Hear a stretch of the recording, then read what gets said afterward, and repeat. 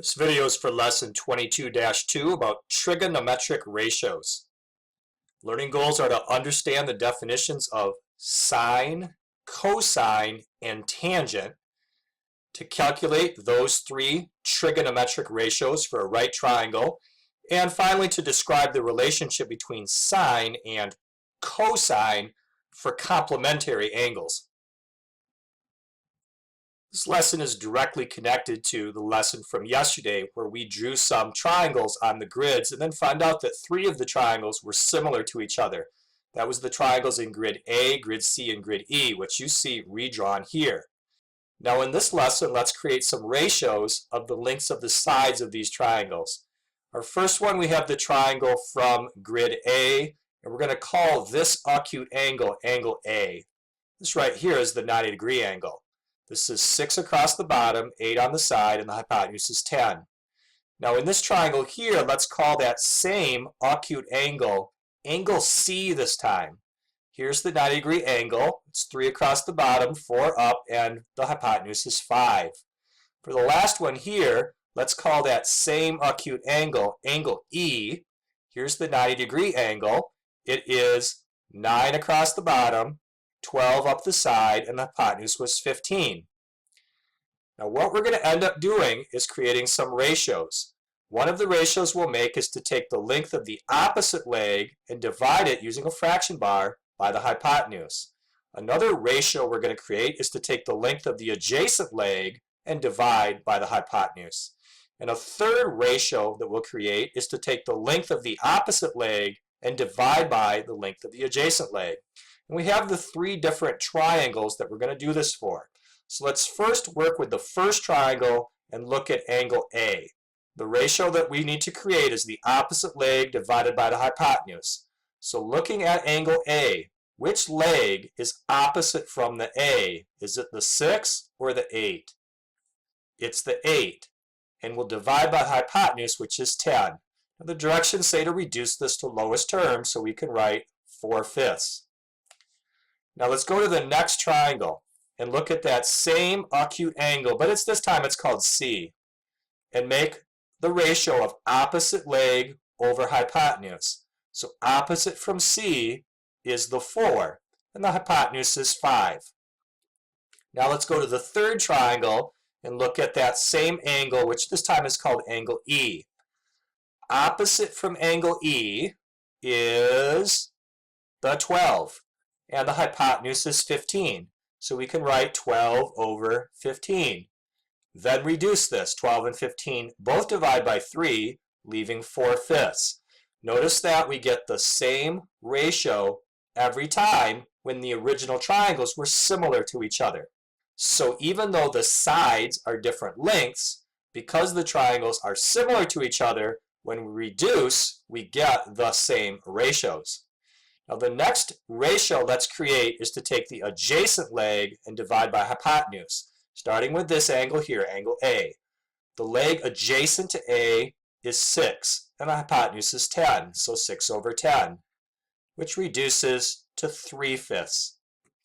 Now go to angle C, right here in the middle triangle picture. Adjacent is 3, and the hypotenuse is 5. Now in the last picture, what's adjacent to angle E? Is it the 12 or is it the 9? And so that time it's going to be 9 over 15, which reduces. Top and bottom both divide by 3, leaving 3/5. Again, notice we get the same ratio, 3 over 5, every time. The final ratio let's create is to take the side opposite from our angle and divide by the side adjacent to our angle. Starting with the first triangle. What's opposite from angle A? It's the 8. What's adjacent to angle A? It's the 6. And this reduces to 4/3. Now in the middle triangle, what's opposite from angle C? It's the 4. What's adjacent to angle C? The 3. In our last triangle, the opposite from angle E is 12 and the adjacent is 9. And this reduces to 4/3. Again, notice they're all the same. when we make ratios or fractions out of the side lengths for similar triangles, we get the same ratios. Skip ahead to the next page. These ratios that we created when we would take opposite leg or adjacent leg or hypotenuse and create fractions out of those numbers are called trigonometric ratios, or for short, trig ratios. So look right here on your handout. The ratio of the lengths of two sides of a right triangle is a trigonometric ratio. The three basic trigonometric ratios are sine, cosine, and tangent. These are abbreviated SIN for sine, so when you see this, say sine, don't say sin. COS for cosine, when you see this, actually say the word cosine, don't just say cos or cos or something. And TAN for tangent. When you see this, actually speak the word tangent, don't just say tan. Now go to question 5. Use a calculator to evaluate each of the following to the nearest tenth. So give your answer out to one decimal place. Make sure your calculator is in degree mode. With the Texas Instrument calculators on the desk, you'll know you're in degree mode if your screen reads DEG. If it doesn't say that on the screen, you're not in degree mode and you need to change the mode by using the mode button. Now the first one we want to evaluate is the sine of a 53-degree angle. What you're going to do is you're going to push the button called sine. And then in the parentheses, type in the number 53. Then push enter for the calculator to give you the answer.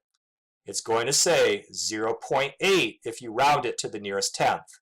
Now I'm going to pause the video for you to figure out question B and question C using your calculator.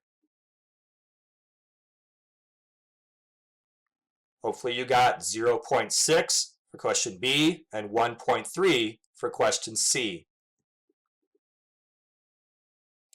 Now for question 6. We started the video by looking at the three triangles from the other day and writing ratios of the side lengths. Let's take those ratios and write them as decimals instead of fractions. So the ratio that we had gotten for opposite leg divided by hypotenuse was 4/5. If you write that as a decimal by going 4 divided by 5 on your calculator, you get 0.8. The next ratio we figured out when we did the adjacent divided by hypotenuse was the fraction 3/5. Take a calculator and go 3 divided by 5, and you find out that that's the decimal 0.6. The last ratio that we had figured out was the fraction 4/3. When you figure this out on a calculator by going 4 divided by 3, you get the decimal 1.3 repeating, or if you round it off, 1.3. Notice the connection between these decimals and these decimals that we got on our calculator. Next, number 7. We just noticed that we got the same answers. So what this tells us is that these new vocabulary words, sine, cosine, and tangent, are connected to the ratios that you can make in a right triangle by comparing the side lengths. And specifically, when we did opposite divided by hypotenuse, that's the same thing as taking the sine of a particular angle. When we did adjacent divided by hypotenuse, that's the same thing as doing cosine of a particular angle. And doing opposite divided by adjacent is the same thing as figuring out the tangent of a particular angle. I'm going to pause the video for you to record this part right here in your notes because these are the definitions of the three basic trig functions. To figure out the sine of an angle, you take the opposite leg of a triangle and divide by the hypotenuse. To figure out the cosine of an angle, you take the adjacent leg and divide by the hypotenuse. And to figure out the tangent of an angle, you take the opposite leg and divide by the adjacent leg. Let's use those three definitions to do question 8. Let's figure out the sine of angle A from this triangle right below. So here's angle A. If we want to find the sine value of that angle, we use the definition opposite divided by hypotenuse. I'm getting that from right above on this page. Now opposite from angle A is 8, and the hypotenuse is 17. So the sine of angle A is the fraction 8/17. We could get a decimal for that if we wanted. Now let's figure out the cosine of angle A. To do that, we take adjacent and divide by hypotenuse. Adjacent to angle A in this picture is 15, and the hypotenuse is 17. So the cosine of angle A is the fraction 15/17. To get tangent, what is the definition you use? We would go opposite divided by adjacent. In this triangle, that is 8/15. Now let's use the same triangle, but base everything on looking at acute angle C instead of angle A. To get the sine value of C, we use the definition of sine. Opposite divided by hypotenuse. What side is opposite from C? Go across the triangle. It's 15. And the hypotenuse is 17. Now cosine, that's adjacent divided by hypotenuse. What's adjacent to angle C in this drawing? It's the 8/17. Now tangent, that's opposite divided by adjacent, or 15 divided by 8. Let's follow up on what we're noticing. Question B, how are two acute angles in triangle ABC related? So the size of angle A and the size of angle C, well, they're not congruent to each other, but what they are is complementary.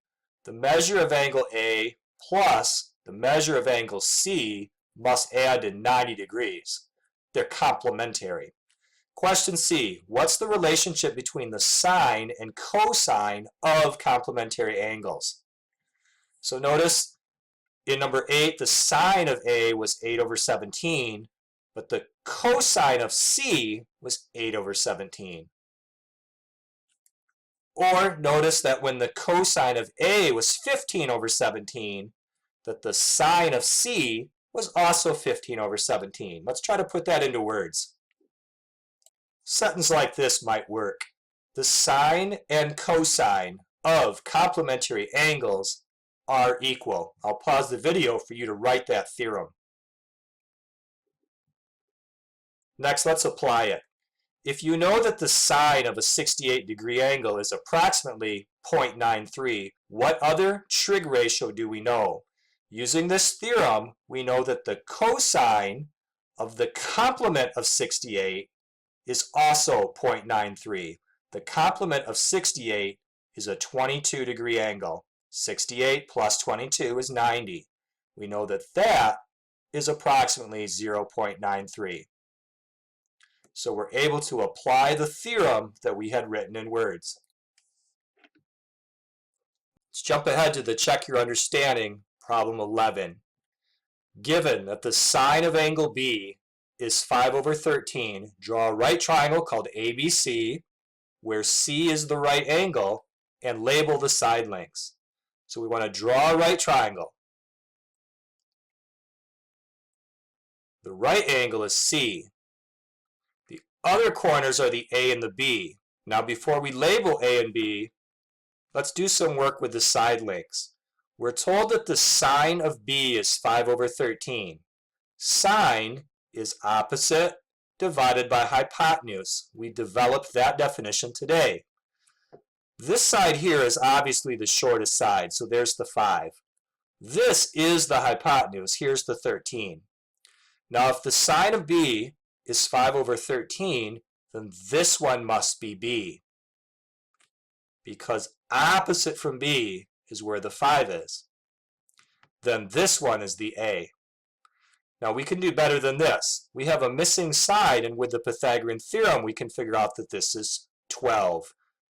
This is a 5, 12, 13 right triangle, which is one of the famous right triangles. So question A, determine the length of the missing side. We just did that, it's 12. Question B, determine the cosine of B. To do this, we're going to use our definition of cosine. It's adjacent divided by hypotenuse. What's adjacent to angle B? It's the 12. What's the hypotenuse? It's the 13. Now, question C, what is tangent of B? To figure this out, we need the definition of tangent, which we developed today. It's opposite divided by adjacent. Opposite from B is 5. Adjacent to B is 12. We're able to figure out trig ratios, which are fractions, by looking at the picture of the right triangle and putting one side over the other. So in this lesson, we created ratios of the sides of a triangle and then gave names to these ratios. One is called sine, one is called cosine, and one is called tangent.